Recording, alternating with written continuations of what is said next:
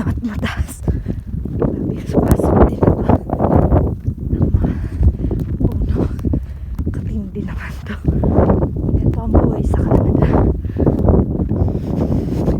Kung nanginginig na ako saan naglabs ako bago pala ako sa hindi kaya. Okay, taas. Ay.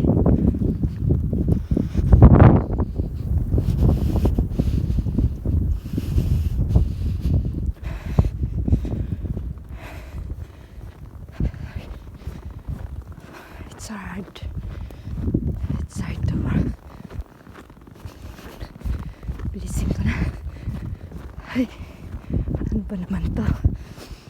Hirap mo nang kumita dito sa Canada. Diyos ko, nahiligas ang kamay ko.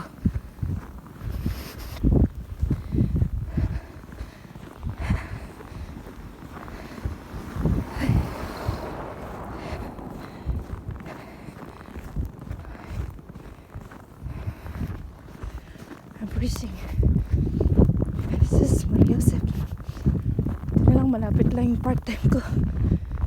Hindi, mag-ano ako. Hihinganin ako. Migas na kaway ko. Ano ba yan? Parang ayoko na.